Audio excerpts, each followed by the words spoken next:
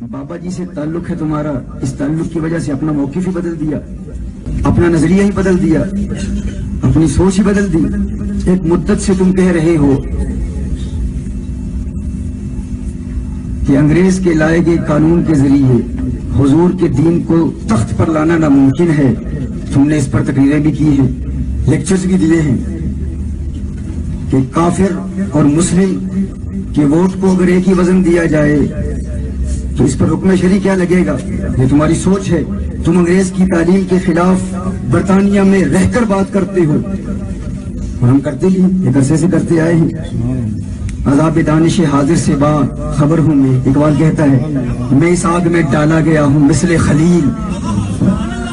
چونکہ ہم وہاں پڑھے ہیں، انہی یونیورسٹیوں میں پڑھے ہیں، لیکن ہم جانتے ہیں کہ ان کا مشن کیا ہے، ان کا منشور کیا ہے۔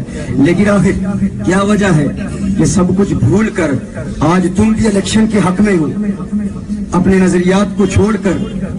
بہت سارے لوگ شاید ہمارے ان نظریات کو نہیں جانتے ہوں گے، یہ سوچتے ہوں گے کہ وہاں سے آئے ہیں تو ان کی سوچ وہاں والی ہوگی، لیکن الحمدللہ انگریز کی آنکھوں میں آنکھیں ڈال کر ہم نے ان کے ایوانوں میں کہا ہے اور بار بار کہا ہے، ہمیشہ کہتے آئے ہیں، کہتے رہیں گے۔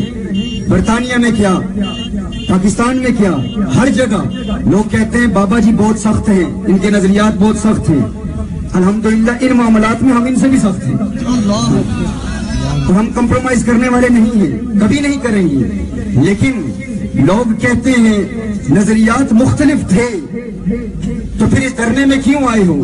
وہ اس لیے کیونکہ یہ دھرنا کسی بابا کا دھرنا نہیں ہے، یہ دھرنا کسی کے بابا کا دھرنا نہیں ہے، یہ دھرنا کائنات کے آقا کا دھرنا ہے۔ ہم اس لیے آئے ہیں۔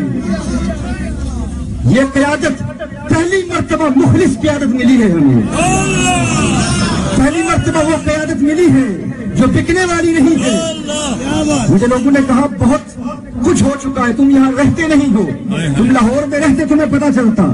ماضی میں بھی میں ہندوستان گیا، ایک داتا صاحب کے دربار میں میری تقریر تھی۔